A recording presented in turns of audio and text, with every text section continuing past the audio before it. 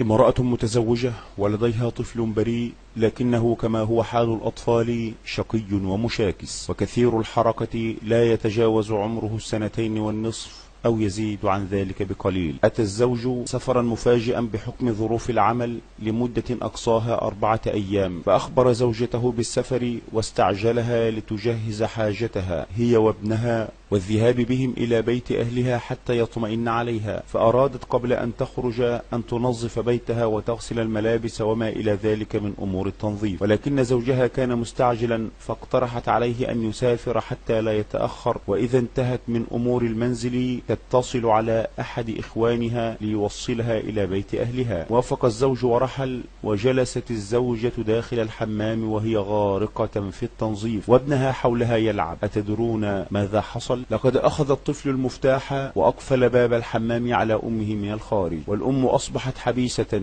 لا يوجد عندها أي وسيلة اتصال، والطفل المسكين لم يعد يستطيع فتح الباب كما أقفله. الأم لم تعد تعرف ماذا تفعل من هول الفاجعة. أخذت في مناجاة ابنها من خلف الباب في أن يعيد فتح الباب أو أن يسحب المفتاح ويعطيه إياها من أسفل الباب. باءت المحاولات بالفشل. أقبل الليل وأخذت الأم تبكي بحرقة وتصرخ مستنجدة من خلف الشباك، ولكن المصيبة لا يوجد حولها جيران، فهي في منطقة فسيحة جدا. أتدرون ما هي المصيبة الأخرى؟ الإضاءة مقفلة لأن المفتاح خارج الحمام، أي أن المكان مظلم وموحش. ماذا عساها أن تفعل؟ وأخذ الطفل يبكي لبكائها وصراخها، ثم أخذ يبكي من العطش والجوع، وأصبح يجاور الباب لا يتحرك ويناجي أمه وهي تناجيه. مرت 3 أيام والابن يحتضر، ثم في اليوم الرابع مات الطفل البريء، والأم شهدت كل هذه اللحظات المريرة. جاء الزوج